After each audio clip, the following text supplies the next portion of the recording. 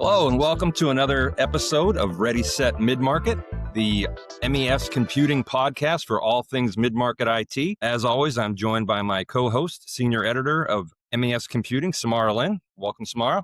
And back by popular demand, we had them last January. I have two guests of ours and two MES advisory board members. Jason Frame, he's the CIO of Southern Nevada Health District. Hi, Jason. Yeah. And Grant Walsh, he is the head of information technology, infrastructure, operations, and security with Flow Control Group. Welcome, Grant. What's up? Good to be here. So thanks so much, gentlemen. Again, we are now toward the second half of January of 26. Hopefully, when we get on calls, there's no more Happy New Year's. That should have ended weeks ago. I think I'll start saying Happy Thanksgiving, and people can decide if I'm 2 months late or 10 months early on that. But we want to do here is, it's January, so we want to kind of take a look at what the outlook looks like for 26. Both of you joined us last year during this type of an episode. So, but before we get into that, just so that the audience can get to know both of you a little bit better, why don't you just tell us a little bit about the organizations that you represent, what it is that you do, kind of the size and scope, and then we'll dig into kind of the annual outlook. Jason, why don't we start with you? Sure, thanks, Adam. So I'm Jason Frame. I'm a Chief Information Officer at Southern Nevada Health District. We're the local public health agency in the Las Vegas area. So part of our role is to make sure that all the restaurants are clean. We do all the restaurant inspections. We inspect hotels. A lot of people in the tech world come out to Vegas for conferences. We're the ones to make sure that the food is safe, that the food handlers know what they're doing and how to properly serve the food at the right temperatures to make sure that there are no foodborne illnesses. We're also a primary care provider and a behavioral health. So we straddle that line between healthcare and government, and we do a ton of different programs. We have just over 800 people total. We have about 34 in IT, and our budget annually is just under $200 million. Perfect. Thank you so much. Grant, why don't you tell us a little bit about Flow Control Group and your role there? Sure.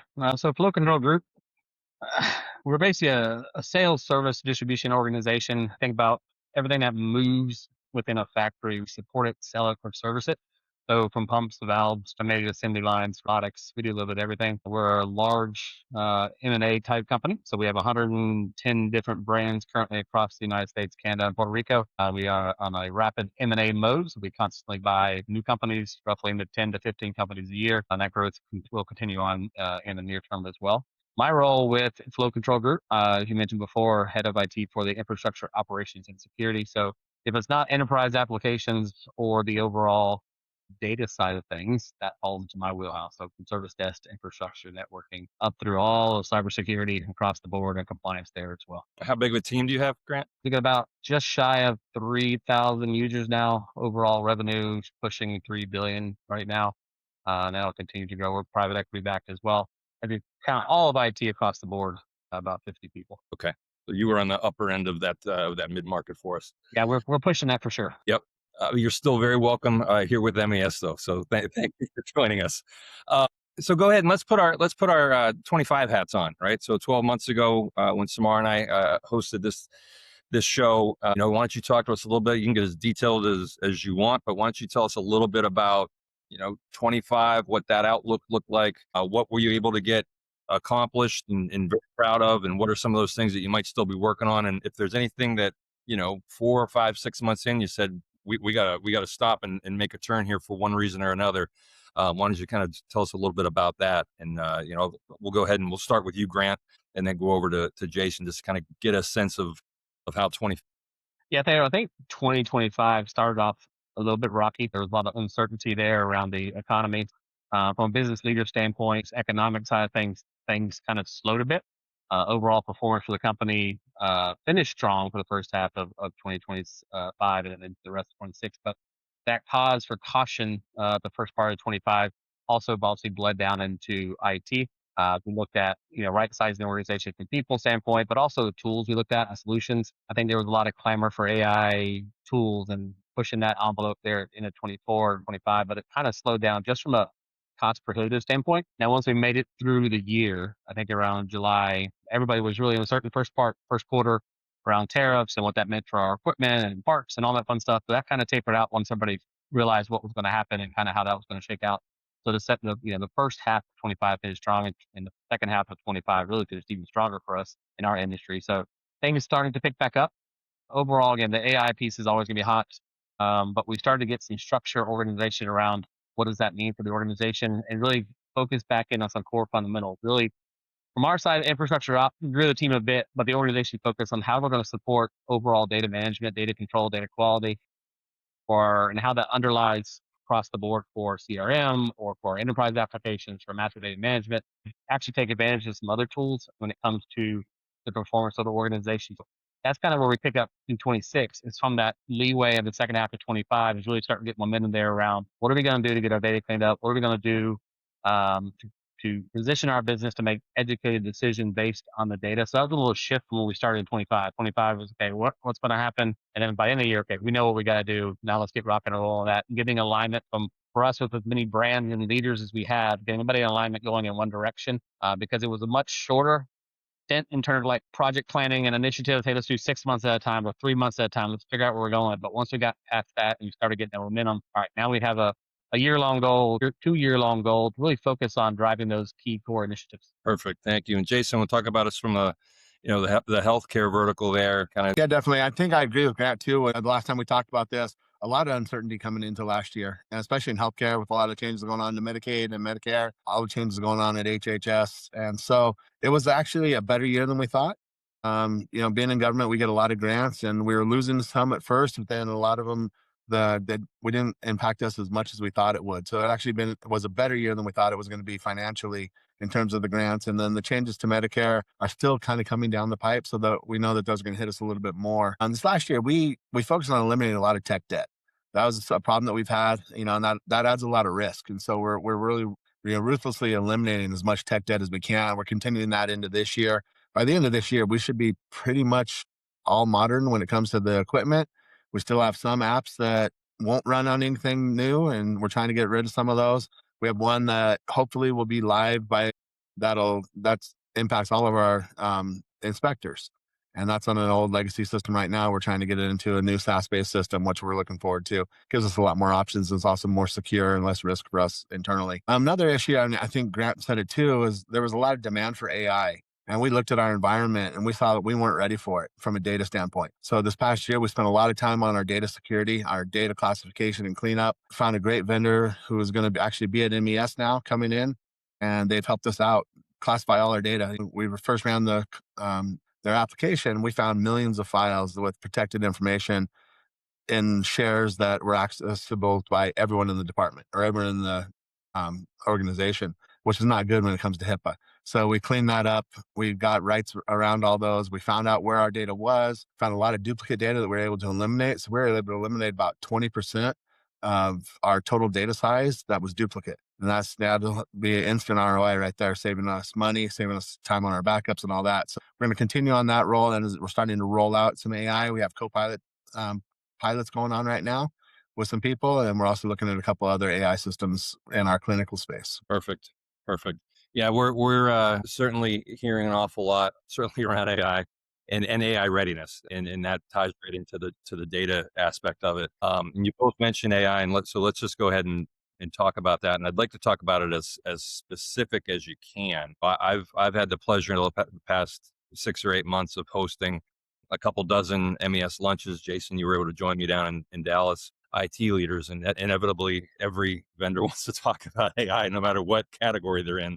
They want to have that discussion. There's a lot more people involved now. Copilot's coming up an awful lot. What we saw at our latest research, though, which was our 2026 outlook, MES IT leader spending intent research. And when we looked at that from an AI perspective, what we're seeing kind of is a kind of a shift from generative AI into agentic AI disciplines and business units. So can you kind of talk to us a little bit about the generative versus agentic in your organizations, and what specific either business units or business disciplines are you looking at and hoping to get some return in 26?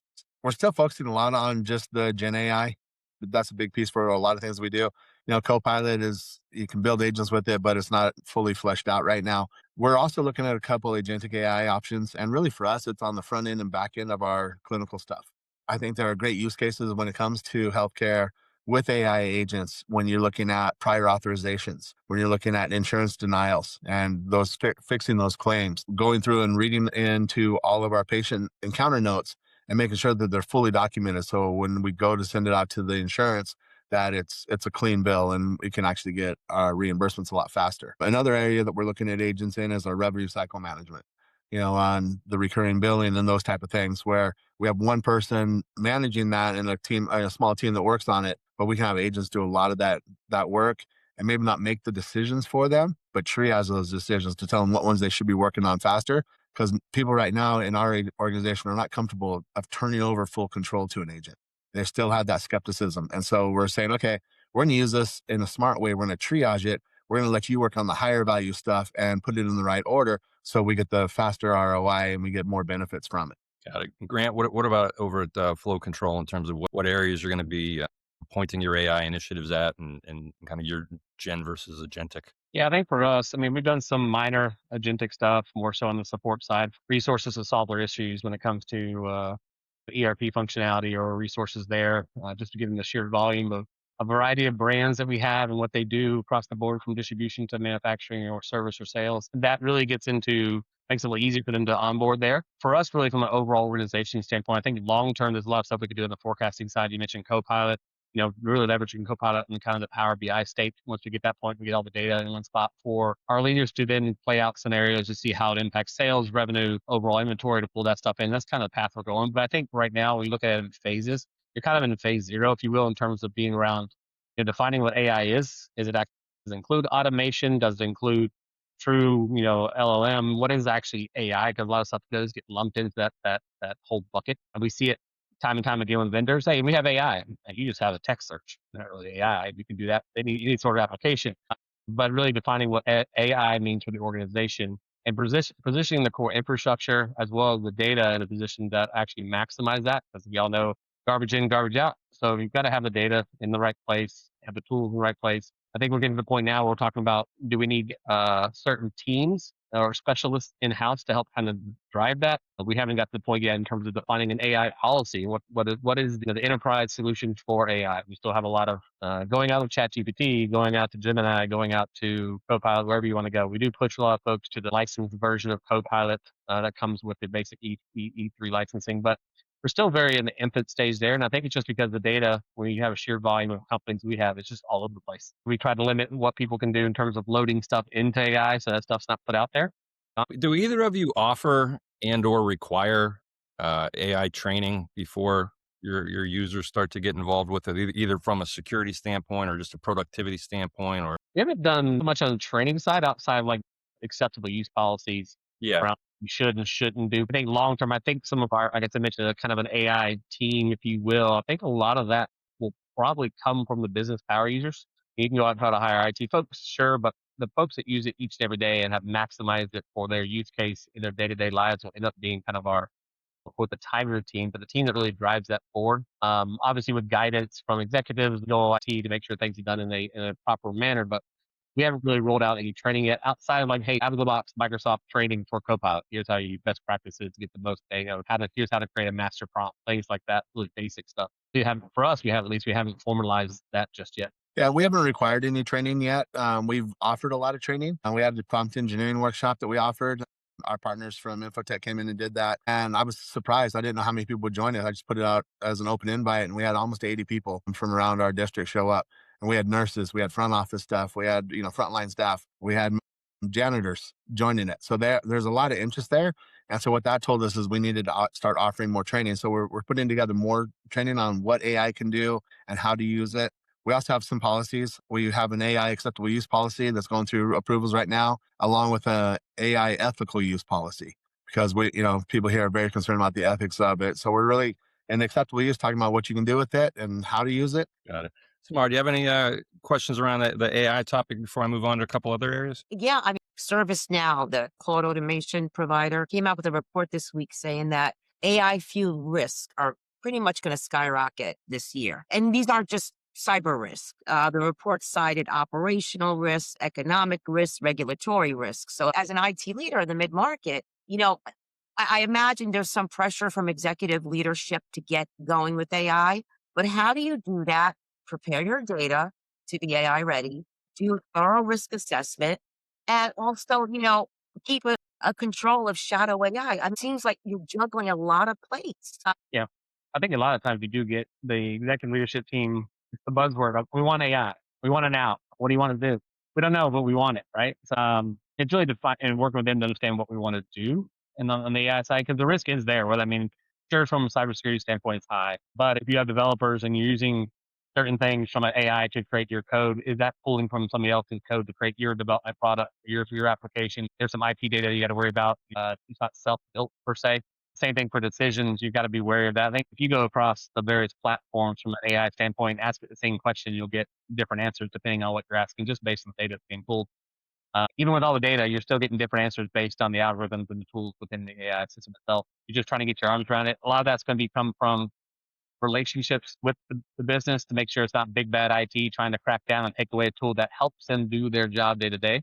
If it's hey, we want to help you and understand how you're using it and improve on it, maybe give some enhancements, maybe some best practices, and become a partner. That does help open up those channels of communication and visibility into how folks are using AI. So that hopefully, with those relationships, you can drive down some of that shadow AI use. But yeah, it's definitely something that the organization takes seriously from a risk standpoint, because people do take stuff. Hey, take this spreadsheet of people's salaries and give me the estimate of blah, blah, blah, blah. Well, that just went into the wide open. Thanks for sharing that. But our end users are trying to make their life easier, trying to do it more efficient because they're being asked 100 different things, but just more so that collaboration opportunity there. So we're here to help. We're not here to slap your hand. We may point you in a different direction into something a little more secure, but that's for us. We're looking at what's worked so far.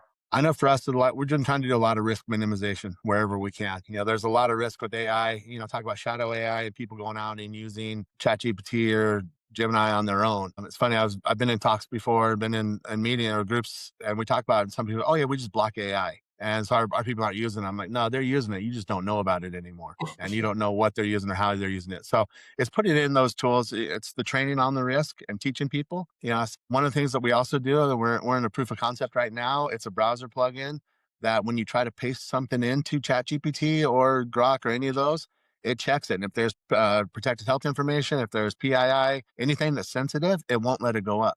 And it doesn't just block it. It tells the person why they're not allowed to put those prompts in. If it tries to upload a file, it looks at the tags that we have on our data files. And if it's a sensitive or business confidential or whatever the ones that we don't want in AI, it won't allow it. And then it alerts us in IT, so we know we can go do more training, but it also lets them know, and it gives them a message. You're trying to upload sensitive data, and then we don't allow that. And so it gets around some of that risk and tries to minimize some of that risk. But a lot of it, I love the way Grant said it, is having that relationship with your users. When it comes to AI, the thing I told my staff a long time ago when I first saw ChatGPT come out back in late 2022, so probably early 23, we were talking. I said, we don't want to be the department of no when it comes to AI. We want to show our teams how they can use it effectively, how they can use it safely, and what we can do to help them. And so one of the things before we had our policies, people ask us, can we use AI? And we let them know, if you're doing public stuff, you're doing, nothing potentially sensitive and all that, feel free to use it. If you have a question, contact us. Because if you do, and we help you out and something goes wrong, we'll take on that risk. But if you go out there and do it on yourself, you're taking on that risk yourself. And we have a very risk averse staff, with being in healthcare, they're very focused on HIPAA and minimizing that data risk. So they would come to us, and we have built that relationship over the last few years where they know that they're going to come, and we're not going to say, no, you can't use it at all. We're going to show you, okay, this is the way to use it. This is how you can do it properly. We're going to protect our patient's information, but we're also going to make you more effective in your job. Are either of you at a stage yet where you're measuring the ROI, the return on AI? And if so, can you share a little bit of that with us? And if not, when do you think you're either going to be asked or demanded to be at that stage, or, and how are you going to go about that? I know we're not measuring any ROI right now. We haven't made huge investments in AI yet. We're in that process. And so I know coming into, probably later in 26, but more likely in 27, we're going to be worried more about that ROI and how to track it. And so for us, it's on our minds as we're starting to roll out Copilot. Right now, we only have 2 people using Copilot, and both of them are in IT, to get a handle on it and just double check the settings. But we know that that's something we have to do. And the hard part is, how do you judge how much more effective someone is? One of the things, though, we are a little bit different. Being in government, the way we measure ROI is different than what enterprises do. I think AI usage in government is fundamentally different than what enterprise AI would be, or even mid-market AI would be, because our motives are different. A lot of the enterprises, they're focused on profit as a motive. They're focused on, more faster ROI and all that. We're more focused on how does it impact our constituents. So Mhm. ROI has never been as important to us as it is to other agencies, but we do track as much as we can, and where we can. Yeah. I mean, for us, we're still early on right now, but I can see it coming the next 18, 24 months as we kind of get things in order. If we look at some larger tools and really build out more so on the, like I said, on the MDM and the data lake data warehouse type space where we start leveraging the data we have in place to make informed decisions. Today, again, it's more personal use. Not Copilot license. It's very limited in our environment today. It's like the biggest piece is like, oh yeah, I want to transcribe or record Teams meetings and get things fault. It's very basic. But yeah, that will increase, I think, in the next 24 months as we do some of the larger initiatives there. As it really becomes a business value, then we got to, kind of say it's value, but is it based on what we're paying for the tools and the functionality? Is it there? So we see that coming down the pike, and that's definitely something on our radar. Those would be the fun IT projects to work on, right? That you don't have to show an ROI for 18 to 24 months. Yeah, but it's coming. It's coming. Things are going great. So another question I have is kind of around, thinking about 26, and you mentioned things were kind of murky in 25, and let's face it, there's a lot going on in the world right now. Things are changing, not just quarterly, monthly, even weekly. There's something new is happening in some other part of the world or here just in the US. When you sort of set that plan for 26 and then something pops up that, hey, we think we might want to do this. How does that work within your organizations to be able to take on unplanned IT projects? And do you have an appetite for that? And does something have to get put on hold, or do how do you work that in if you think collectively we really should be making this bet here? We might not have said it back in January or whenever your fiscal is, but now we think we should make this move. And how are you able to go about that? I think for us, we've been moving so fast as an organization. Again, like I said before, we're private equity backed, so we're in that second half of that phase with a PE firm, and things have begun so fast through growth and just I won't say it's the Wild West, but a lot of initiatives there. We're finally starting to put some structure and order around that, but we're still agile enough to kind of move and pivot into tackle those large objectives. But as we've kind of built out the leadership team, built out some of the brand leaderships, put some structure and organization around that side of things, we are starting to see a kind of a collaborative approach to what are the priorities. And then when a new priority comes up, or we want to do X, Y, and Z, or we're doing a large acquisition, or the case may be, we're able to kind of pivot with the understanding that there's only so much time and resources to go around. Something has to give, or something has to change. We can't tackle everything at 100%. So that we have gotten better at that. And I think that'll continue to go throughout 2026. Yeah, for us, we're a little less agile, but we do make room. I purposely budget for contingencies. And last year, I was told I was the only one who budgeted for tariffs, because I saw that coming down the pipe. So I put in, you know, 10% in different categories for tariffs to affect us. So I try to keep abreast of what's going on out there and plan for it. We do have some times where things change real quick. So we're actually right in the middle of our budget cycle. I think the first drafts are due on the 30th of the month. And so we're looking at, what it's going to look like going forward. And we started making our plans for the year. And this year, thankfully, we're kind of on a flat budget. We're not looking at a decrease yet, but we're going to start off with that. But another thing that we've done too recently as an organization, not just IT, is we've changed our strategic planning cycles. We used to do a 3-year plan and then go back and revisit it every so often. Now we're doing a 12 to 18-month plan because things are moving so fast, with AI especially, but just in the environment, we need to be more agile as an organization. So we've changed our strategic planning model and been, looking at shorter terms and being more effective in those shorter terms. Smart. Looks like strategic planning, risk assessment, and just prepping for AI are some of the big, touchstones on IT leaders' roadmap this year. Yeah, definitely. I guess my parting question, I don't want to spend a lot of time on it because I want to keep this within the time frame that we asked. A couple years ago, talent was something that was talked about an awful lot, and it hasn't really for the last 10 years or so. And I'm not hearing about that as much. Can you just, in a tight, yes, no, or sentence or two, let us know, are you dealing with the same IT talent issues that you were 12, 18, or let's say more like 18, 24, 36 months ago? I think it took some time for candidates to realize it shifted. It was in a candidate empowered mode 2 years ago, year and a half ago, and now it's employer empowered mode. So there's a lot of talent. There's been a lot of technology companies let folks go, which has really shifted the dynamic of who's out there. So for us, it hasn't been a problem lately. Yeah, I agree with Grant. It hasn't been much of a problem. And like you said, that shift has happened. But what I'm also seeing now is there's now a new shift of having that AI experience. And, a lot of people are now coming in and realizing they need to have it. And it's in general, it's the newer employees that have this experience, and the legacy employees don't have it as much. And they're having a harder time adopting to it. So to your point, Grant, the talent's kind of getting, coming back out into the market there. I want to thank you so much, not only for joining Samara and I today on Ready.Set.Midmarket here, but again, for everything that both of you do for MES being part of our advisory boards. We certainly hope to see you both coming up either in Jacksonville for our security event in March, or down in Houston for our spring event, or both, if you both are so inclined to be there. And with that, we'll say, a great kickoff to your year, and I hope everyone is going to be as busy as Samara and I are clearing a couple of feet of snow up here in the Northeast over the next couple of days. Glad we don't have to deal with that down here in Vegas. Thank you so much, guys. Thank you. Thanks, everyone.